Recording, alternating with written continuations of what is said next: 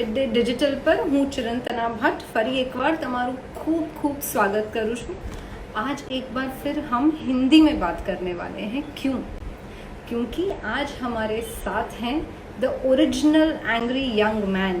Yes, I am sure आपने perfectly guess कर लिया है और आपने सुबह से हमारी ढेर सारी पोस्ट भी देखी हैं। हम आज बात करने वाले हैं सुनील लाहिरी से। यस, लक्ष्मण, रामायण के लक्ष्मण आज हमारे साथ जुड़ेंगे और शेयर करेंगे बहुत सारी बातें। फाइनली, कैसे हैं आप? ठीक हूँ, आप कैसी हैं? बस मैं भी ठीक हूँ, थैंक यू वेरी मच। सबसे पहले My pleasure. Gujarati mid day की तरफ से थैंक्स अ लॉट। आपने आपकी एक शाम आपके इतने सारे फैंस के नाम कर दी हैं, तो उसके लिए थैंक बहुत यू सभी फैंस को, सभी लोगों को मैं बोलता हूँ केम छो। बता मजामा छे। तो सबसे पहले तो मुझे आपसे ये पूछना है कि आई एम श्योर आपने ये सवाल का जवाब शायद पहले भी दिया होगा, बट ये जो इस तादाद में फैन फॉलोइंग और स्पेशली लड़कियां, they are crushing on you like never before. And ये आज की जनरेशन की लड़कियां हैं। आपने रामायण की तब किया था, अब इतने सालों बाद रामायण हम फिर से देख रहे हैं। आपको एक बहुत ही मतलब क्लीशे क्वेश्चन है कि आपको कैसा लग रहा है? अब मैं कैसे बताऊं कि कैसा लग रहा है। एक being a male actor, definitely attention जब आपको लड़कियों का मिलता है तो अच्छा लगता है। और दूसरी चीज क्या है कि मैं ये कहूंगा कि women factor has been very strong in my life right from my birth, you know. Wow, Like my mother has been a very strong factor in my life. Then when I was a very young boy, that time also that I used to get a lot of attention from the girls, you know. So that kind of a thing. I'm like, it has been on and off kind of a thing was there. In fact, I give the credit also for getting me, introducing me to Sagar's baby नाज करके एक actress थी जिन्होंने जी। तो अच्छे काफी role किए हैं, तो वही मुझे लेके गई थी सागर साहब के यहाँ मिलाने के लिए। तो इसीलिए क्या है कि लेडीज फैक्टर बहुत इंपॉर्टेंट है मेरी लाइफ में।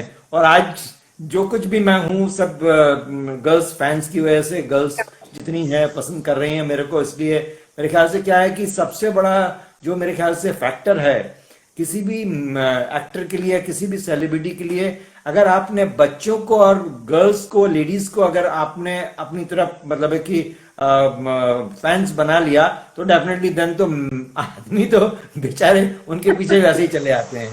True true, very very true.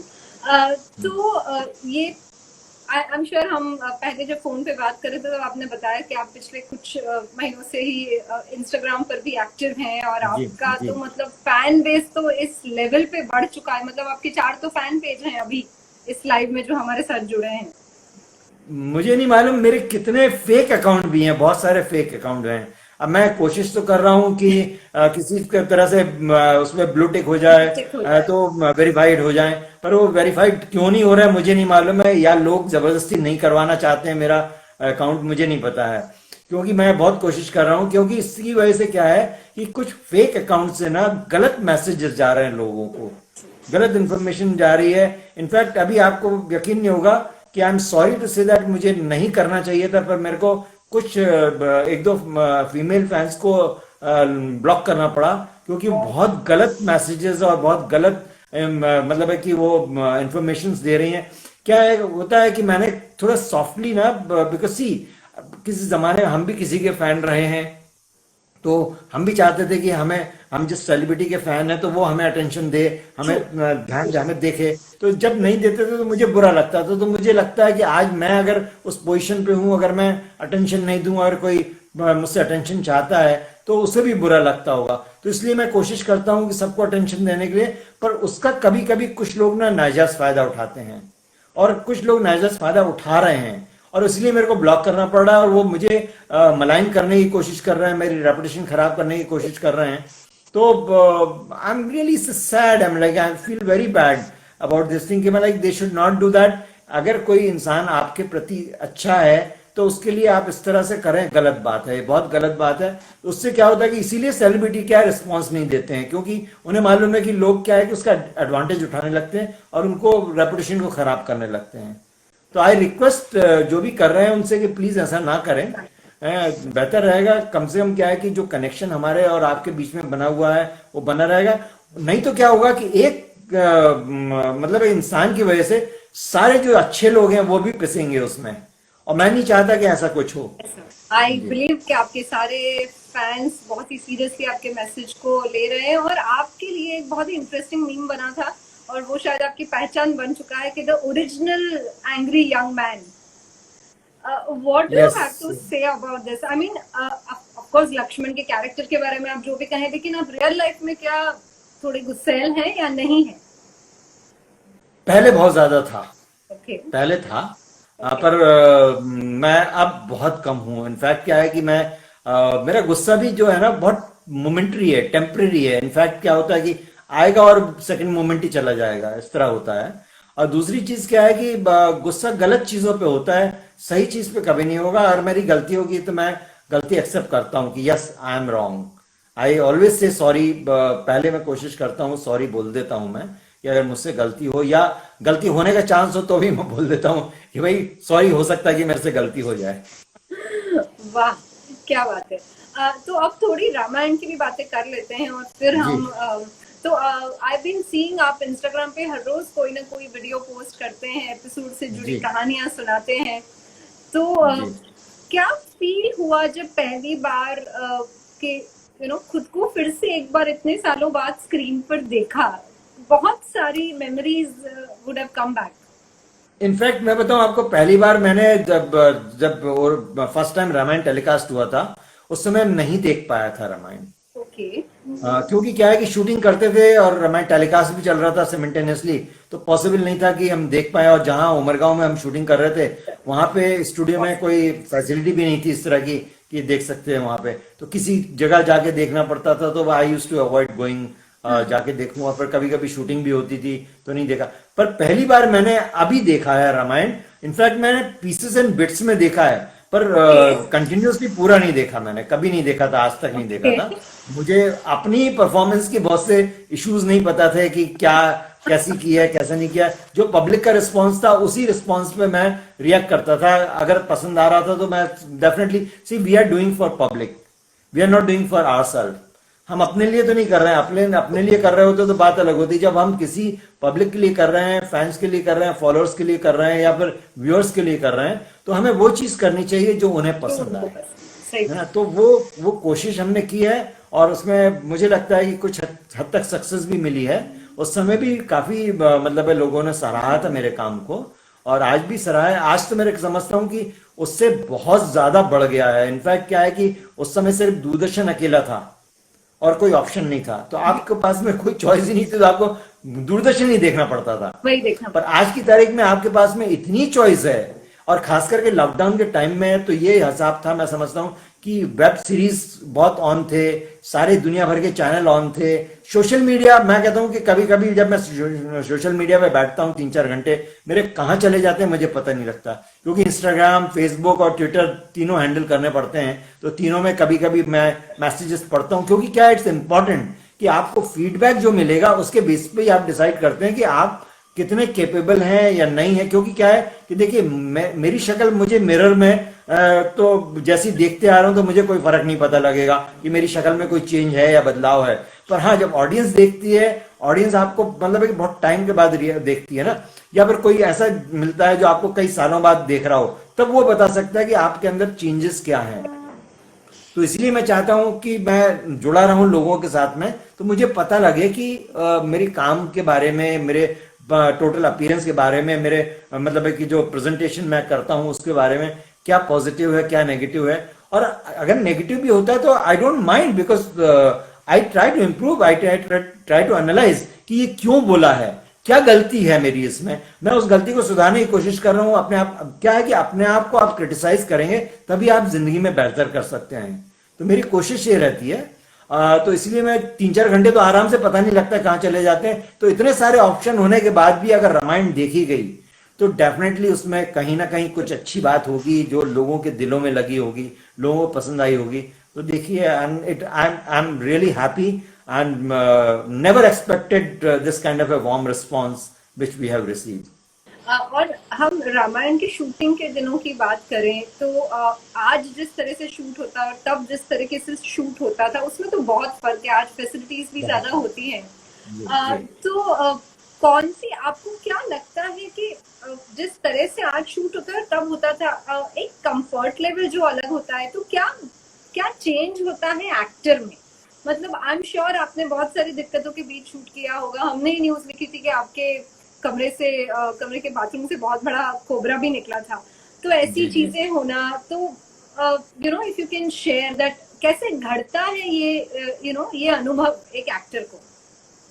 क्या है कि जब हम लोग देखिए बॉम्बे में अगर शूट होता तो बॉम्बे का शूट तो ज्यादा कंफर्टेबल होता जी उमरगांव के जी कंपैरिजन में, क्योंकि जी। क्या है कि बॉम्बे में आप अपने घर में जा रहे हैं, घर में रह रहे हैं, घर से वापस जा रहे हैं शूट करने के लिए, तो आप क्या है उन चंद घंटों के लिए आप सोचते ठीक है यार काम के लिए आप आए हो यहाँ पे तो चलता था कोई बात नहीं। पर जब आप 24 घंटे प्रैक्टिकली वहां रह रहे हो जहाँ पे आप शूट कर रहे हो, तो उस सर्कमस्टांसेस में, और वो जो जगह थी बहुत पुराना सा कोई स्टूडियो था, जिस स्टूडियो में मतलब है कि फैसिलिटीज नहीं थी, जो रूम थे वो मेकअप रूम थे, वो हम लोगों को रूम रहने के लिए दिए गए थे, तो उनमें ज्यादा फैसिलिटी नहीं थी रूम्स के अंदर।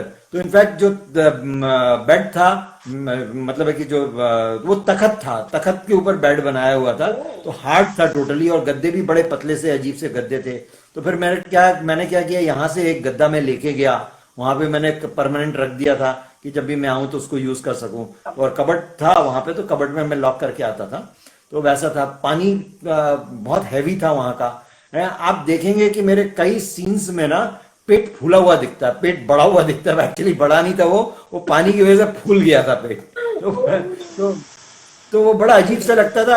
आई have been very conscious about, मतलब है कि अपनी हेल्थ को लेके। पर उस समय क्या है कि वो अजीब सा लगता था मेरे को। पर वो फिर मैंने क्या किया, अगर बाद में आप देखेंगे ना, तो मैं बॉम्बे से पानी लेके जाता था। दो बड़े केन भर के पानी लेके जाता था यहाँ से, और एक केन मैं अपने लिए रखता था, और एक केन जो भी मांगता था वहां पे लोग जो, तो उनको दे देता था पीने के लिए। तो सारे जब मैं आता था तो लोग ये हंसी उड़ाते, अरे बॉम्बे से पानी आया, पानी आया, पानी आया करके बोलते थे लोग। क्योंकि मैं पानी लेके आता था, क्योंकि मुझे मालूम था कि वहां का पानी बहुत हैवी है और पिया नहीं। पर खाने के लिए कोई ऑप्शन नहीं था, खाना तो उसी पानी में बनता था। और पीने के लिए जरूर कोशिश ये करते थे कि हम बाहर का पानी पिए जो बेहतर हो उस हिसाब से, क्योंकि उस समय बिस्लरी पानी पीने का भी फैशन नहीं था। हाँ, और आई थिंक एक एक सर्टेन लेवल से आई वो बिस्लरी शायद एक, अब ऐसा हुआ है कि हर कोई बिस्लरी के घूमता है। एक जमाने में बिस्लरी लेके नहीं नहीं नहीं, घूमने आप वाले अभी लोग। तो क्या है कि आज के टाइम में मैडम स्पॉट बॉय भी बिस्लरी पीता है ना। उस समय तो क्या है कि इस बिस्लरी नाम की चीज हमने मेरे ख्याल से सुनी भी नहीं थी कि बिस्लरी नाम की कोई चीज ऐसी होती हाँ। है, या मिनरल वाटर ऐसा कुछ होता है उस समय। क्योंकि क्या है कि वहां पे वेल था, वेल से पानी आता था तो वही पीते थे, सब इस तरह रहते थे। पर इवन जो सरकमस्टांसेस थे वहां पे फैसिलिटी नहीं थी। कुछ महीने तो हमारे पास एसी भी नहीं था रूम में। गर्मी के दिनों में तो बहुत हाल, और गुजरात की गर्मी तो पता है कैसी होती है। और स्टूडियो स्पेशली जो थे, स्टूडियो तो मतलब आप सोच लीजिए उसके ऊपर जो रूफ था वो सीमेंट शीट का था। तो गर्मियों में जब सोच लीजिए सीमेंट शीट के ऊपर धूप पड़ती है तो कितना गर्म होता है अंदर। और उसके बाद अंदर जो लाइट्स थी वो बड़ी बड़ी, उनको 5K और दूसरा मतलब है कि और भी कई नाम थे लाइट्स के। तो ऐसी लाइट्स थी, इतनी हैवी येलो लाइट्स थी, हैवी लाइट्स होती थी, जो हाँ, लाइट्स की और गर्मी बहुत ज्यादा होती थी। ऊपर से इनफैक्ट एग्जॉस्ट। जो रिफ्लेक्टर थे, मैं आज तो रिफ्लेक्टर किसी को पूछो तो शायद नहीं पता भी नहीं होगा रिफ्लेक्टर क्या होता है। वो मिरर की तरह दो तरह के होते थे, एक सॉफ्ट रिफ्लेक्टर होता था, एक हार्ड होता था। तो हार्ड वाला मिरर की तरह होता था, तो जब वो पड़ता था तो आंख नहीं खुलती थी। आप देखेंगे कई शॉट में ऐसे शॉट हैं जो आपको डायलॉग बोलना है और आपकी आंखें बिल्कुल ऐसी हो रही हैं, अरे तो बाप उनको आंख खोल के रखना पड़ता था, बड़ी मुश्किल होती थी। तो इन सब सरकमस्टांसेस में काम करना पड़ता था। और वहां से पसीना आ रहा है, कपड़े आपके पूरे भीग रहे हैं, 2 मिनट में पंखे के सामने खड़े होकर फिर शॉट दे रहे हो, फिर वापस पंखे के सामने खड़े हो रहे हो, क्योंकि स्टूडियो भी एसी नहीं होते थे। तो मतलब it was a definitely tough. और ऊपर से जो ऑर्नामेंट पहने थे, जो ज्वेलरी और जो मुकुट और जो कमर पट्टा था या हाथ पे थे, वो सारे मेटल के थे, कोई आर्टिफिशियल नहीं था, सारे मेटल के थे। और वो मेटल क्या है कि हमारे हाथों में और पेट में कभी चुभ जाता था। मुकुट क्या है मोस्ट ऑफ द टाइम क्या है कि वो चुभता था। मेरे 80% बाल खराब हो गए बिकॉज बिकॉज ऑफ विग की वजह से, क्योंकि पसीना इतना आता है और कि उसकी वजह से पसीना बाहर नहीं निकल सकता, सूख नहीं पाता था। तो बहुत बहुत मतलब है कि टफ था, it was A tough comparatively. अभी हमने लोगों ने रिसेंटली कपिल शर्मा का शो किया, हमें पता भी नहीं लगा कि हम शूटिंग करने गए। हमको लगा कि किसी के घर में ऐसे ही बैठने गए और बैठ के आ गए हैं, बस क्या गप्पे मार के आ गए। क्या सो तो कंफर्टेबल था। इनफैक्ट दीपिका तो बोल रही थी कि उनको ठंडी लग रही थी, मतलब है कि इतना ऐसे जब होगा हाँ शूट कर रहे थे उसमें, क्योंकि क्या एसी की वजह से। तो इतने इतने कंफर्टेबल एटमॉस्फेयर में शूटिंग होती है। इनफैक्ट मेरा भी छोटा सा एक प्रोडक्शन है, तो मैं जो हम लोग जब मेरे सीरियल की शूटिंग कर रहे थे हम लोग, तो वहां पे भी कंप्लीटली एयर कंडीशन था। हालांकि बहुत छोटा सा प्रोग्राम बना रहे थे, तब भी एसी की पूरी फैसिलिटी थी, तो बड़ा अच्छे से काम हो रहा था, बड़ा मजा आ रहा था उस समय। और क्योंकि क्या है कि जब आपको कंफर्ट लेवल होता है, आपका माइंड भी कूल रहता है, आपके फिजिकली भी आप थोड़े ठंडे रहते हैं, तो आपका काम भी ज्यादा बेहतर होता है। बेहतर आज के एक्टर्स के लिए तो मैं कहूंगा कि ये स्वर्ग है, जो जिन जिन सर्कमस्टांसेस में काम वो करते हैं काम लोग। तो करते हैं। ट्रू, वेरी ट्रू, जी। Very true. सो रामायण तो है ही, लेकिन आपने स्मिता पाटिल के साथ भी काम किया है। You have shared screen with some great actors. उन अनुभवों यस, के बारे में कुछ बताइए please. She was a excellent थी। मैं उनके बारे में, मेरे पास में शब्द नहीं है बताने के लिए। She was already A star and she was already doing a film with Amitabh Bachchan उस समय, और काफी बड़ी स्टार थी वो। उसके बाद भी मेरे साथ जब काम किया, उन्होंने कभी मुझे ये फील नहीं होने दिया कि मैं न्यू कमर हूँ। मेरी पहली फिल्म थी वो। जी। और दो ऐसे महान लोगों के साथ मुझे उस फिल्म में काम करने का मौका मिला है। एक तरफ स्मिता जी जो मेरे अपोजिट थी, और दूसरी ख्वाजा अहमद अब्बास साहब जो मेकर थे उस फिल्म के, जो राज कपूर की सारी फिल्में उन्होंने तकरीबन तकरीबन लिखी हैं और अपनी खुद की कम से कम कई फिल्में बनाई हैं। और अमिताभ बच्चन साहब को इंट्रोड्यूस उन्होंने किया है, और कई और एक्टरों को इंट्रोड्यूस किया उन्होंने। ट्रू।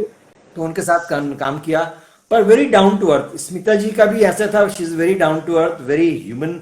कोई स्टार नहीं था, स्टारिज्म नहीं था उनके अंदर, कोई सेलिब्रिटी का कोई स्टेटस नहीं था। इनफैक्ट मुझे हमेशा बुला लेती थी, कहते थे खाना मेरे साथ खाया करो, तुम मुझे समझाती थी कई चीजों के बारे में। तो she was a very good excellent person, and very sad कि we lost her very early, and so that was something.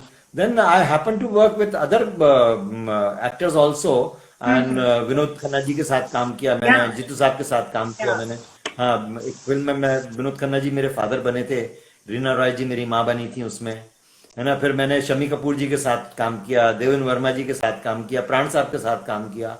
तो इन सब के साथ में काम करके मुझे बहुत एक्सपीरियंस मिला और बहुत सीखा।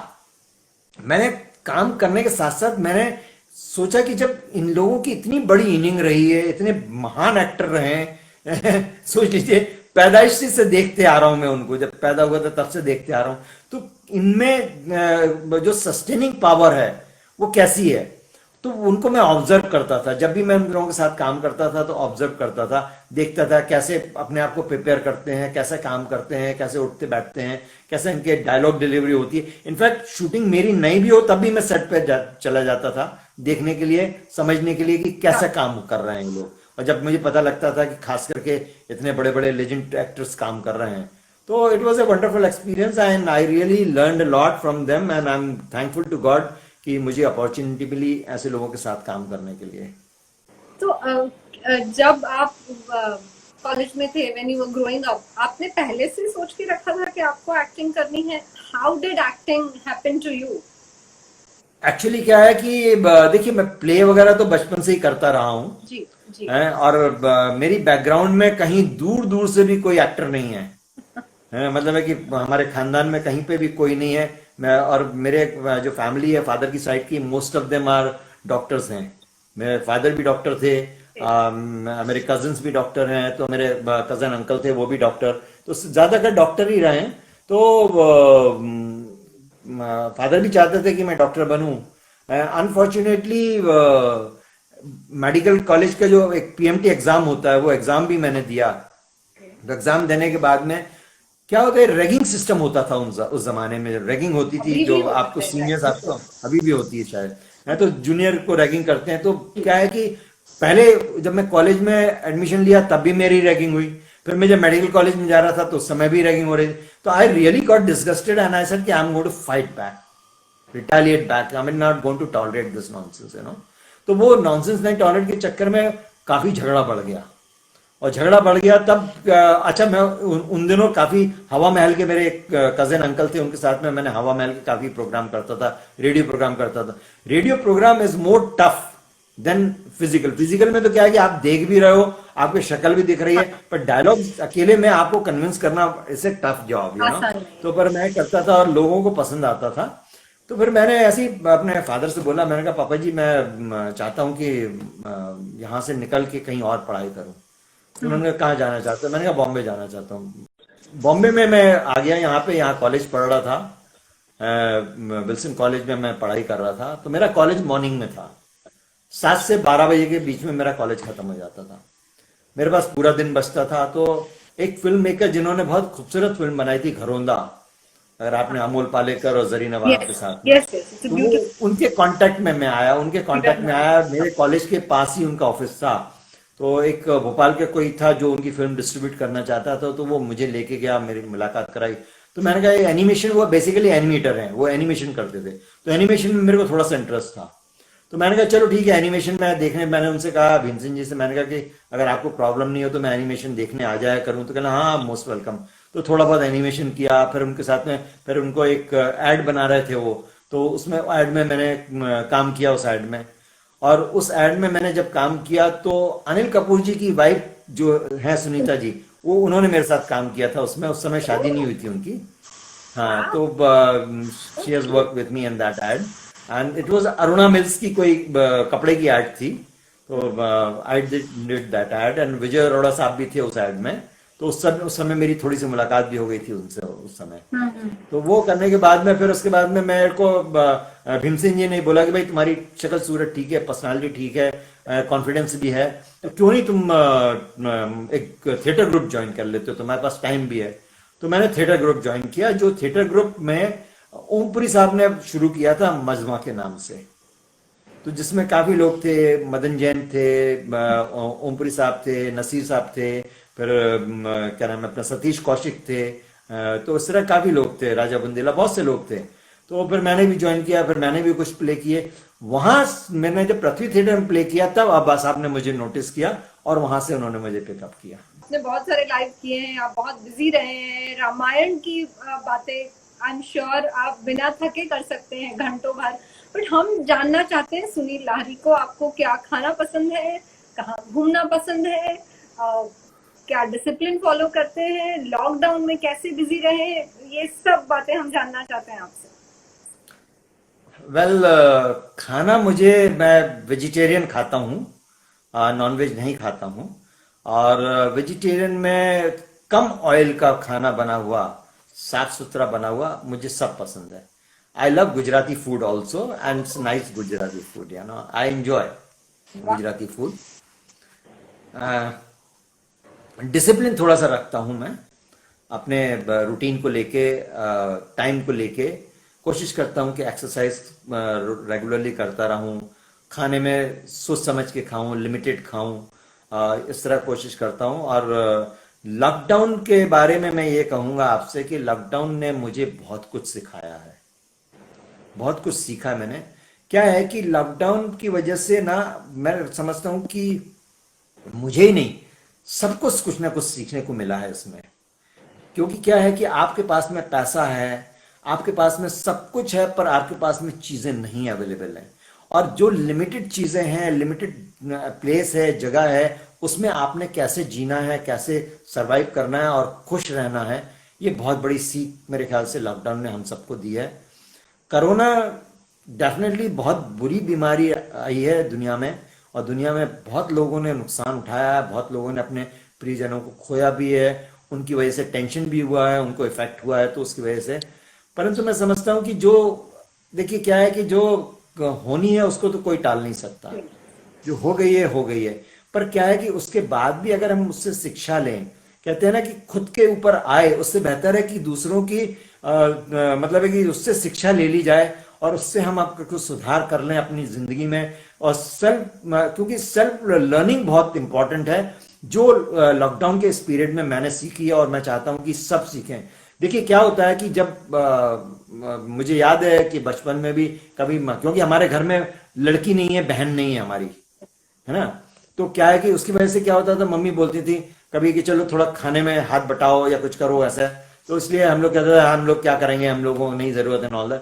पर इस लॉकडाउन में क्योंकि देखिए आपको वक्त कभी भी आ सकता है, कैसा भी वक्त आ सकता है, तो उसने सिखाया है कि आपको सेल्फ सफिशिएंट हर तरीके से होना चाहिए, जिससे कल को किसी भी, आज देख लीजिए मैं कहता हूं मैं रेस्टोरेंट में खा लूंगा, अगर बोलता हूं रेस्टोरेंट बंद है, आप कहां खाओगे, कैसे जियोगे, साफ सफाई के लिए आपके पास सर्वेंट नहीं है, नहीं। सर्वेंट नहीं आ सकता, महीना 2 महीना तो घर गंदा नहीं रख सकते, कपड़े धोने के लिए आपके पास में कोई मशीन है, चलो ठीक है, पर मशीन कभी खराब हो गई तो, खराब हो गई तो क्या होगा है। इनफैक्ट आप यकीन नहीं करेंगे, मैं आपको बताऊं कि इस लॉकडाउन पीरियड में मेरा फ्रिज खराब हो गया था, अरे बाप रे, ओ माय और इस गर्मी में। तो सोचिए आप कि मैं चीजें भी स्टोर करके नहीं रख सकता था कुछ दिन के लिए। तो वो तो गनीमत है कि जो रिपेयर करने वाला है वो आया, उसने टेम्परेरीली रिपेयर किया मेरे को, पर वो 2-4 दिन का रिपेयर ज्यादा चला नहीं, तो उसने आके दोबारा फाइनल रिपेयर करके गया वो। क्योंकि क्या है कि आप नया फ्रिज भी लो तो कहां से लो, दुकानें ही बंद है, सब तो बंद है जी जी। करेक्ट है ना। तो ये चीज जो है बहुत बड़ा सबक है हमारे लिए, ये सीखने को मौका मिला है। मैं समझता हूं कि सबको सीखना चाहिए और सबको सेल्फ सफिशिएंट होना चाहिए हर तरीके से। मैंने भी सीखा है और मैं चाहता हूं कि जो मेरे आपके थ्रू देख रहे हैं वो सब भी सीखें कि कभी भगवान ना करे इस तरह का मौका आए तो कम से कम ये तो है कि आप डिपेंडेंट होके ये ना टेंशन में आ जाओ कि कैसे जिएंगे, कैसे करेंगे। और हम बात करेंगे कि आपको ट्रैवल करना पसंद है, आपकी हॉबीज क्या है? ट्रैवल करना मुझे पसंद है, पर आपको मालूम है ट्रैवल करना कितना डिफिकल्ट हो गया आज की तारीख में, है ना। I like to go places, see places, meet people, interact with them, understand them, और मुझे उनका रहन सहन, खाना पीना, मैंने काफी दुनिया घूमी है और काफी लोगों को देखा है, काफी लोगों को ऑब्जर्व किया है, उनके बोलने का स्टाइल से रह के, खाने पीने का स्टाइल से रह के, पहनने ओढ़ने के स्टाइल को सबको ऑब्जर्व किया है। और मौका मिलता है मैं देखता हूँ, क्योंकि रामायण ने भी मुझे काफी दुनिया दिखाई है। रामायण के हम प्रोग्राम्स को लेके काफी जगह गए हैं, यूरोप में भी गए हैं, यूएस कनाडा भी गए हैं, और फिर ईस्टर्न कंट्रीज में भी गए हैं, और अफ्रीकन कंट्रीज में भी कुछ कंट्रीज गए हैं। तो बहुत से डिफरेंट कल्चर को देखने को मिला है। पर मैं कहता हूं कि सारे जहां से अच्छा हिंदुस्तान हमारा। अगर आप देखोगे, आप अगर एक सेकंड के लिए मैं इंडिया को वर्ल्ड की तरह डिवाइड करूं, तो जो हमारा नॉर्थ है, जो कश्मीर का, दिल्ली का साइड है, वो रिप्रेजेंट करता है यूरोप को या यूएस को, करेक्ट है। जो हमारा ईस्टर्न है, कैलकाटा है, भूटान है, ये सारी जो मतलब इस तरह का जो है, मिजोरम वगैरह है, ये हमारा रिप्रेजेंट करता है जापान को और ईस्टर्न कंट्रीज को। जो हमारा साउथ का पोर्शन है वो अफ्रीकन कंट्रीज को रिप्रेजेंट करता है, और जो हमारा ये महाराष्ट्र वाला, जो अपना मध्य प्रदेश महाराष्ट्र वाला पोर्शन है, वो गल्फ कंट्रीज को रिप्रेजेंट करता है, क्योंकि उनका लुक, पर्सनालिटी जो सब है वो उसी तरह से डिवाइडेड मैच होता है जी जी, मैच होता है, करेक्ट ना। तो सारे जहां से अच्छा हिंदुस्तान हमारा, हिंदुस्तान में ही पूरी दुनिया बसी हुई है। और देखने के लिए मैं समझता हूं कि हिंदुस्तान में बहुत खूबसूरत जगहें हैं जो वर्ल्ड से मैच कर सकती हैं। कश्मीर से लेकर कन्याकुमारी तक आप देख लीजिए, इतना खूबसूरत है। मेरे ख्याल से जिन्होंने हिंदुस्तान नहीं देखा है, जो अब्रॉड नहीं जाते हैं, वो अगर गए और जाके फिर हिंदुस्तान देखेंगे तो दे विल आल्सो फील कि India is much better than the certain countries, you know. that's true. तो है। और हॉबीज के लिए मैं मिलना लोगों से अच्छा लगता है मुझे, अच्छी चीजों को पढ़ना अच्छा लगता है। कोई भी टॉपिक हो, कोई जरूरी नहीं है कि मेरे लिए मतलब है कि कुकिंग से लेके आप सोच लीजिए कि लिटरेचर से लेके, वाइल्ड एनिमल से लेके, सी से लेके स्काई तक, मैं हर चीज में नॉलेज रखना चाहता हूँ। कोशिश ये मेरी रहती है, क्योंकि क्या नॉलेज हमेशा, कभी क्या है, किसी चीज का नॉलेज मुझे नहीं लगता है कि कभी हमारे लिए मतलब है कि नुकसानदायक हो, कभी ना कभी कहीं ना कहीं काम आता है। This is very what I very feel. True, very true, very true. तो एक बार फिर हम रामायण की ओर चले तो सेट पर आपकी सबसे ज्यादा किससे बनती थी? मेरी सबके साथ बनती थी, पर I was more comfortable, you can say, जो है वो दारा सिंह जी के साथ ज्यादा कंफर्टेबल था मैं। फिर उसके बाद में मैं कंफर्टेबल था अपने अरविंद त्रिवेदी जी के साथ में, मैं काफी कंफर्टेबल था। क्योंकि क्या है कि उन दोनों में ना मुझे कहीं पे एक फादरली फिगर का एक फील देते थे, तो वो मेरे लिए बहुत कंफर्ट जोन था उनके साथ में। हम उम्र के लोग जो थे उनके साथ में, या अरुण जी थोड़ा सा अलूफ रहते थे, तो इसलिए मैं जब कोई इंसान अलूफ रहता है तो ठीक है, वो कम डिस्टर्ब बोलते नहीं थे, करते। कम। हाँ, तो मैं भी थोड़ा सा उनसे मतलब उतना ही बोलता था जितना जरूरी था, उससे ज्यादा नहीं इंटरेक्ट करता था, है ना। बाकी जो समीर था वो मेरा हम एज था, तो उसके साथ भी बहुत अच्छा कंफर्ट लेवल था। शत्रुघ्न, पर उसका काम कम था तो वो कम आता था वहां हाँ, पे। right। हाँ। और कभी किसी से कहीं कुछ ठन गई, कुछ आर्ग्यूमेंट हो गई, कभी किसी सीन में आपको ऐसे लगे कि नहीं यार ये ऐसे करना चाहिए, मैं बोलूं नहीं बोलूं, ऐसा कभी कोई वाकया हुआ क्या? मेरे साथ वाकया वैसा तो नहीं हुआ, पर दो जगह हुआ है, ऐसा नहीं है कि नहीं हुआ। एक वो जब अग्नि परीक्षा वाला सीन था, है, उसमें मैं थोड़ा सा डिसएग्री था। सागर साहब अग्नि परीक्षा जो करवा रहे थे उस सीन को लेके, और उसमें सारा का सारा डायलॉग्स मेरे थे, मोनोलॉग था, बड़ा लंबा मोनोलॉग था हाँ, उसमें हाँ। बोलने के लिए। तो मैं थोड़ा सा डिसएग्री इसलिए था कि मैंने कहा कि देखिए, एक नारी जिसको भगवान की मतलब पत्नी है वो, तो भगवान को सब कुछ पता है, तो क्यों उसको अग्नि परीक्षा देनी है? पहली चीज तो ये, तो अगर अग्नि परीक्षा दे रही है वो, है तो मतलब है कि ये क्या मैसेज जाएगा लोगों के लिए कि भगवान को भी विश्वास नहीं है अपनी धर्म पत्नी के ऊपर, उसको लेके।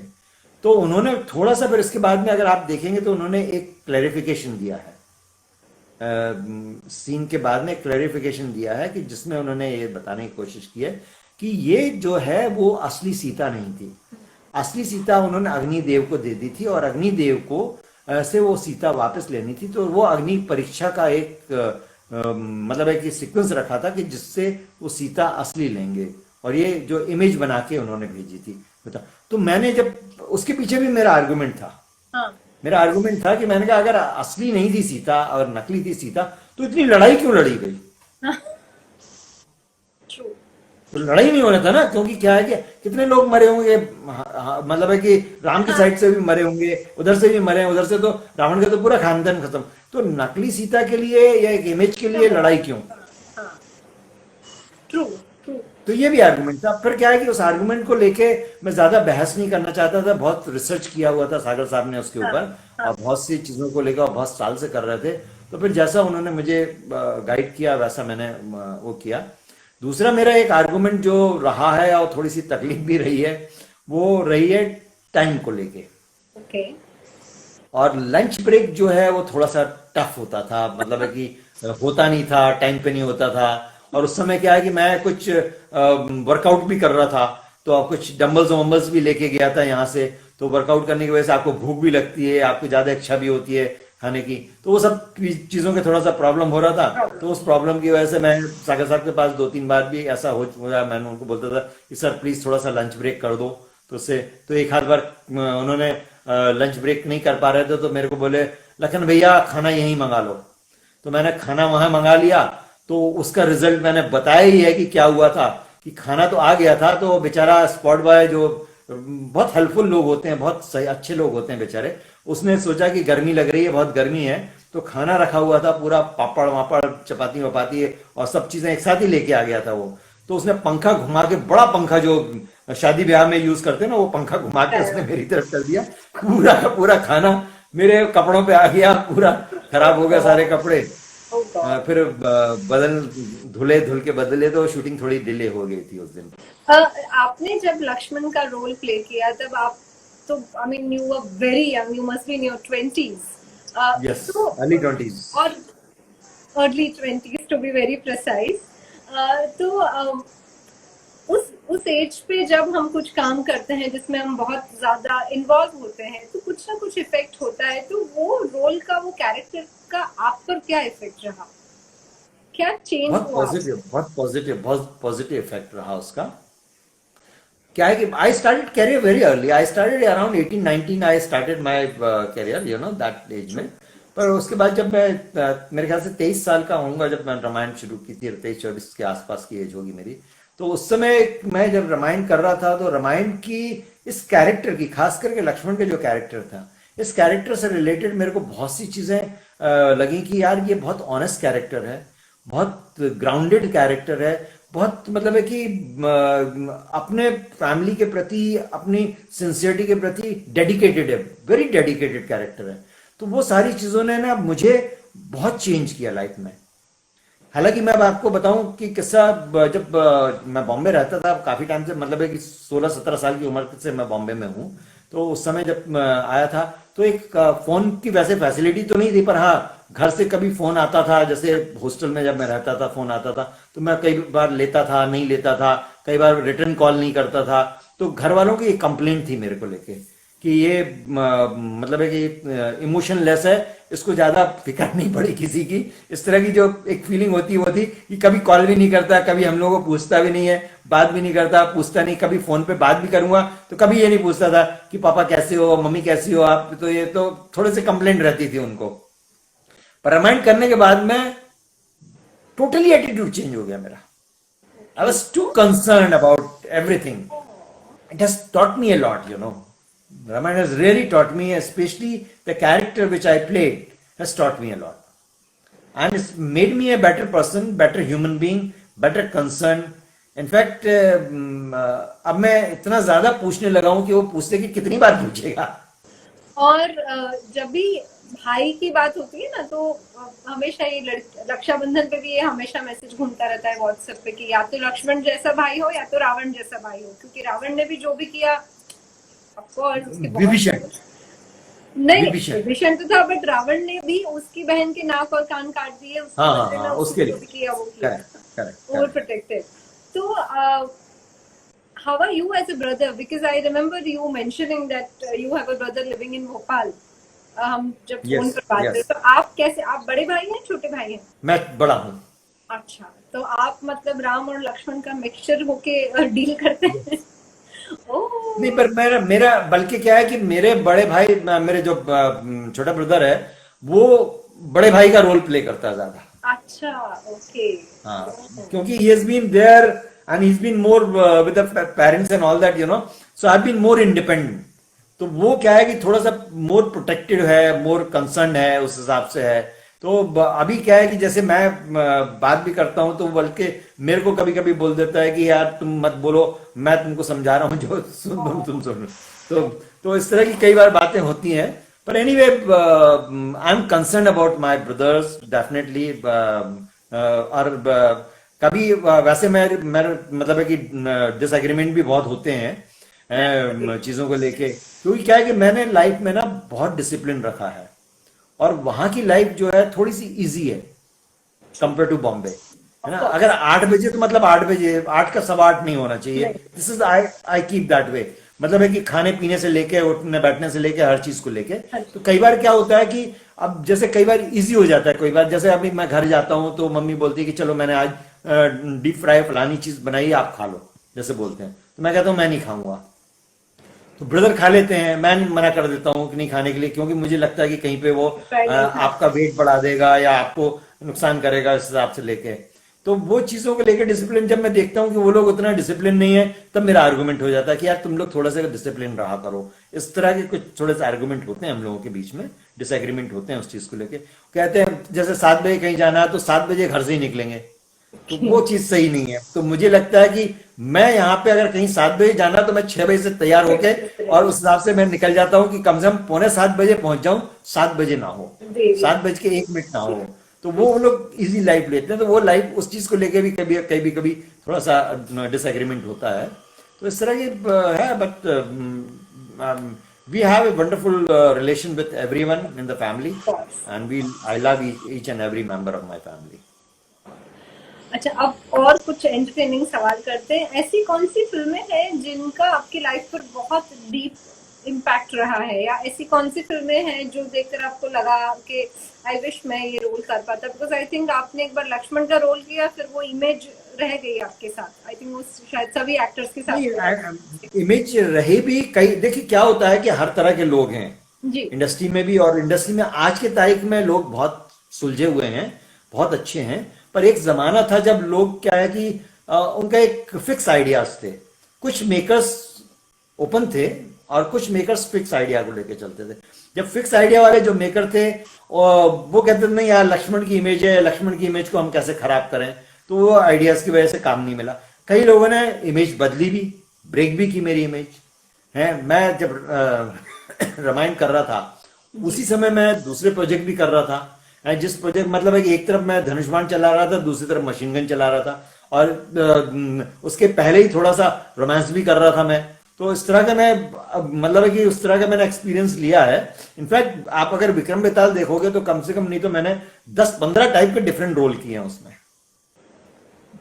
मतलब है कि एक कहते हैं ना, ब्राह्मण के लड़के से लेके प्रिंस से लेके किलर से लेके वॉरियर से लेके हर तरह के रोल किए मैंने उसमें।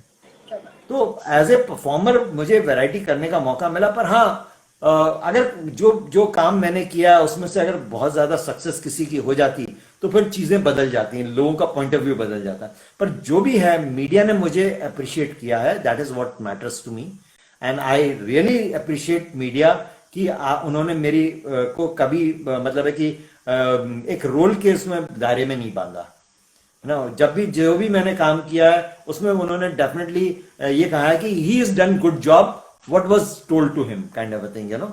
सो बहुत बड़ी बात है, बहुत अप्रिशिएट करने वाली बात है। उन्होंने कभी ये नहीं बोला कि ये लक्ष्मण लग रहा था इस रोल में, ना, जो कैरेक्टर था वो कैरेक्टर लग रहा था। This is what they have said also, and justified, I justified the role, ये था। और दूसरा जहां तक कैरेक्टर करने की बात है और जो फिल्में करने की बात है, कई फिल्में ऐसी हैं, अब बहुत लंबी लिस्ट है उनको देख के, क्योंकि एक्टर की लालसा तो ये होती है ना कि हर अच्छा रोल उसके पास आ जाए, है ना। तो वो देख के लगता है कि ये भी आ जाता, ये भी आ जाता।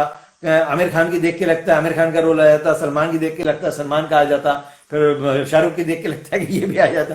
तो वैसे तो बहुत से हैं लिस्ट में, पर हाँ कभी मौका लगेगा तो मैं ऐसा चैलेंजिंग रोल करना चाहता हूं जो मतलब है कि मेरे हिसाब से इम्पॉसिबल हो। मैंने एक बहुत टाइम पहले एक फिल्म देखी थी, इंग्लिश फिल्म थी वो, और उसका थोड़ा सा झलक मुझे एक एड में आमिर खान साहब ने दिखाई थी और बहुत अच्छी थी वो। He played a half woman and half man, you know. I mean, like it's a tough to place in time both the character. True, You know, true. both the character. Like you know, if see, I'll just give you a very wide example देता हूं मैं उसका, कि अगर आप वो लड़की को देखता है खूबसूरत तो उसके अंदर का आदमी जाग जाता है, और अगर खूबसूरत आदमी को देखता है तो उसके अंदर की लड़की जाग जाती है। Oh, interesting. It's very interesting role, very. और वो मेरे जहन में बैठा हुआ है। जब मैंने फिल्म देखी थी, मेरे ख्याल से 15-20 साल हो गए होंगे उस फिल्म को देखे हुए, उस समय मेरे दिमाग में बैठ गया वो कैरेक्टर। और कभी इस तरह का कोई कैरेक्टर होगा तो I definitely like to play that character. Aamir Khan ने एक टाटा स्काई का शायद ऐड किया था, if I am not mistaken, ऐसी कुछ ऐड था जिसमें he played this kind of a character, you know. तो मुझे लगा कि शायद उन्होंने भी मुझे लगा कि वो फिल्म देखी होगी तो उससे इंस्पायर होकर वो सब्जेक्ट मतलब उस कैरेक्टर को लिया होगा उसमें। तो समथिंग लाइक दैट हो, या फिर कोई ऐसा हो जो बहुत ही मतलब है कि कॉम्प्लेक्स कैरेक्टर हो, है ना, जो लाइफ में मतलब है कि बहुत ही कॉम्प्लेक्स है लाइफ में, उस तरह का हो। या फिर बहुत ही स्ट्रॉन्ग कैरेक्टर हो जो मतलब है कि डोमिनेटिंग कैरेक्टर हो, तो उस तरह का I would like to you know challenge myself with the different role, you know, as an actor. So that is what I'm looking forward, and I hope कि people will consider me and give me some good role. I'm sure it will happen. क्या ये जो of course lockdown की वजह से तो पूरा काम का माहौल तो काफी अलग है, लेकिन रामायण के चलते एक बार फिर आप सुर्खियों में है और इतनी बातें हो रही हैं, इतनी चर्चाएं हो रही है। किसी ने अप्रोच किया है काम के लिए, कहीं कुछ बात हुई है? आए हैं, अप्रोच आए हैं, पर क्या है कि बहुत कॉन्क्रीट, बहुत इंटरेस्टिंग कोई अप्रोच नहीं आई है ना। तो जब तक बहुत इंटरेस्टिंग और कॉन्क्रीट अप्रोच नहीं आती, आई एम नॉट इंटरेस्टेड यार, मुझे करना भी नहीं है। क्योंकि इतने साल मैंने नहीं किया, इसलिए नहीं किया कि क्योंकि देखो लास्ट मैंने काम किया था 2005 में।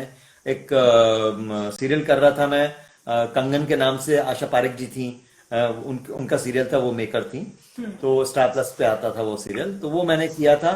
और पर I was not very happy doing it that also. फिर मैंने उनसे रिक्वेस्ट भी की थी कि भाई आप इस कैरेक्टर को या तो माला चढ़ा दो या अब्रॉड भेज दो।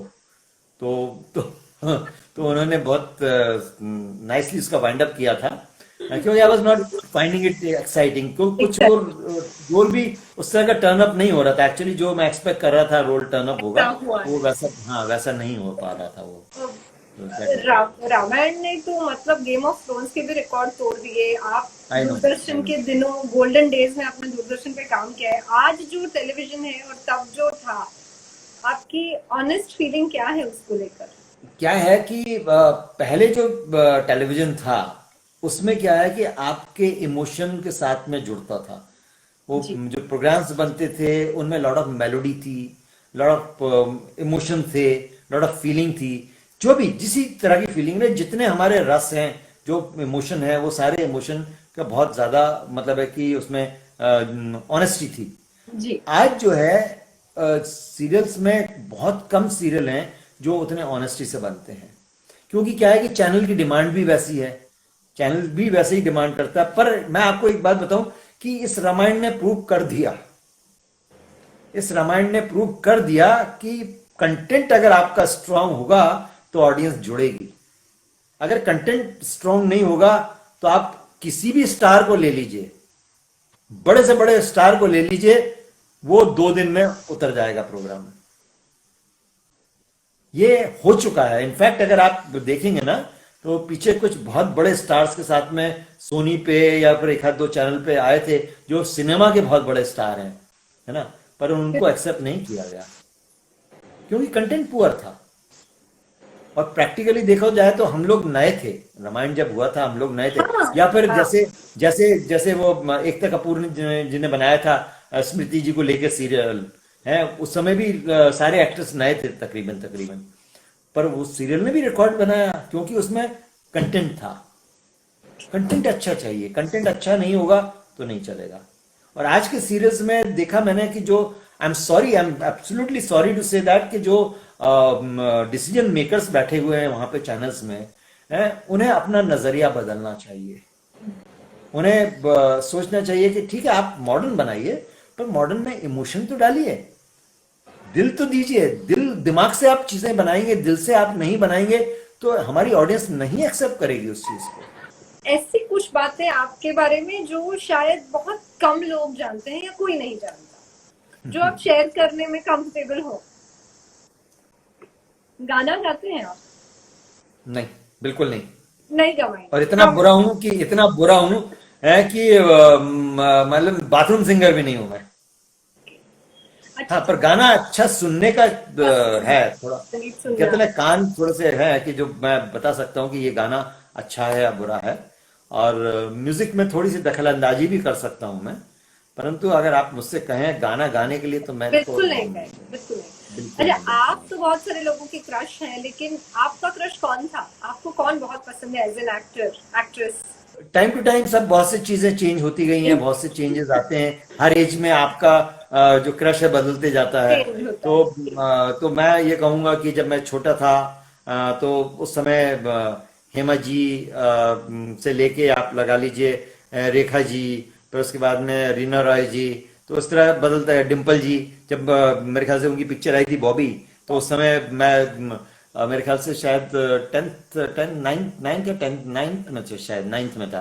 वो मैं भी तो एट्थ मैं में ही थी इतना, तब। हाँ, तो उस समय मैं इतना दीवाना हो गया था उनको देख के कि मैंने बल्कि इनफैक्ट मैं कहूंगा आपको कि ऋषि जी ने मेरे को बहुत इंस्पायर किया था उस फिल्म से, बॉबी से, कि जो जिन्होंने मुझे मोटिवेट किया था, मैं कह सकता हूँ कि बॉम्बे आने के लिए और एक्टर बनने के लिए, क्योंकि मैं उनको कॉपी भी करता था, कुछ कुछ थोड़ा बहुत कॉपी भी करता था मैं ओके। उनको। और इनफैक्ट मेरे स्कूल में सारे लड़के बोलते थे ऋषि कपूर की तरह कॉपी करता है, तो ऋषि कपूर की तरह कॉपी करता है। और इनफैक्ट मैंने जिद की थी घर पे कि वो मोटरसाइकिल जो उसमें थी उसी तरह की मोटरसाइकिल लाई जाए या दिलाई जाए। बॉबी, वो हाँ। मेरे ख्याल से शायद राजदूत थी, if I am not mistaken that. It was a तो वो स्मॉलर, मोटरसाइकिल जो छोटी मोटरसाइकिल थी। स्मॉलर देन नॉट राजू, कोई एक छोटा मॉडल था, मुझे भी नाम याद नहीं आ रहा है अभी, बट हाँ हाँ। हाँ, पता नहीं जो भी था, मेरे को ध्यान नहीं है एग्जैक्टली उसका नाम, पर ऐसे ही कुछ था। तो उसमें वो स्टाइल में हम तो लड़कियां तो पीछे बैठा नहीं सकते थे उस समय, और हमारी कोई ऐसी फ्रेंड भी नहीं थी, पर लड़कों को ही बैठा के बोलते थे कि चलो पीछे बैठो। और मैंने बिना लाइसेंस के बहुत चलाई है उस समय ओह गॉड, स्कूटर। लक्ष्मण जी हाँ, ने लक्ष्मण रेखा तोड़ी, क्या बात है। थोड़ी है। हालांकि बहुत गलत है, ये करना नहीं चाहिए, बाद में रियलाइज हुआ, पर किया है गुनाह मैंने। अरे गुनाह तो क्या तो है ये मैंने आपको ये भी शेयर कर दिया कि ये गुनाह किया है जो किसी को नहीं मालूम था, तो मैंने आपको बताया ये। एक और इंसिडेंट मेरे साथ हुआ था, हालांकि उसमें कोई इन्वॉल्व नहीं था। मैंने बहुत अर्ली एज में कार ड्राइविंग सीख ली थी, 12-13 साल की उम्र में ही मैंने कार ड्राइविंग भी ओके। सीख ली थी। हाँ, क्योंकि हमारे यहाँ जो ड्राइवर था उसके साथ बैठता था और वो बोलता था बाबा आप चलाओगे क्या, स्टीयरिंग पकड़ा देता था, इस तरह करके वो हमारे फादर डॉक्टर थे ना, तो डॉक्टर के हिसाब से जी हॉस्पिटल में अटैच होते हैं, जी तो जी कोई ना कोई ड्राइवर वगैरह ये फैसिलिटी जी मिलती है उनको, जी। तो उसमें मिलता था, तो उसमें उसकी वजह से सीख ली मैंने। इनफैक्ट मैं एक बार गाड़ी लेके भी गया, मेरे ब्रदर साथ में बैठा था, तो being a Elder brother, younger brother को मैंने बैठाया उसको, और उससे मैंने वही बिहेव किया जैसे वो ड्राइवर करता था मेरे साथ में, कि तुम गाड़ी का स्टीयरिंग गाड़ी पकड़ोगे। चलाओ। मुझे खुद से ठीक से नहीं आती थी, मैंने उसको स्टीयरिंग पकड़ा दिया, और वो बारिश का टाइम था थोड़ा सा, उस समय स्लिप होके एक्सीडेंट हो गया था, और बहुत बुरा एक्सीडेंट हुआ था। चोट किसी को नहीं आई, चोट किसी को नहीं आई। यस मतलब है ऐसी तो कि बस चीजें गाड़ी करनी गाड़ी चाहिए। हाँ, गाड़ी का सत्यानाश हो गया था पूरी तरह से, आप सोच लीजिए। हाँ, आई थिंक अब पापा हमारे was very pass, concern about us, he was very I can concern I about I us. Can understand, but it's okay, He ये said, सब गाड़ी जाने करना दो, गाड़ी इज करना नॉट चाहिए। इम्पोर्टेंट, गाड़ी, हाँ, गाड़ी इज नॉट इम्पोर्टेंट, आप लोग बट सेफ यू रहें, लीव इट। वही वही इम्पोर्टेंट है। Correct correct. और मैं अब हमारे यही पास बोलना चाहूंगा कि please never ever do this mistake what I Lakshman did. रेखा पार मत कीजिएगा बस। नहीं करना, सही बात है, करेक्ट। ओके, अब हमारे पास बस 1 मिनट और 20 सेकंड रह गए हैं, जी, एंड गुजराती मीडिया की ओर से मैं आपको बहुत बहुत बहुत थैंक यू कहना चाहूंगी, हम आपके माय शुक्रगुजार हैं। आपने प्लेजर। हम सब की एक इवनिंग बहुत ही लाइव लाइव में आके और लाइव बना दी। Thank you thank you very very much, much. और फिर मिलेंगे एक बार सब ठीक हो जी, जाए, आप प्लीज हमारे ऑफिस आए, वील एंजॉय मीटिंग जरूर। In person. Yes definitely. Thank you sure. Very much Sunil My ji, pleasure, thanks a lot. and I wish each and everyone who is watching the program, and to you and to your office, good luck, be healthy, be safe, and be successful in life. And hard work is the only key for a success.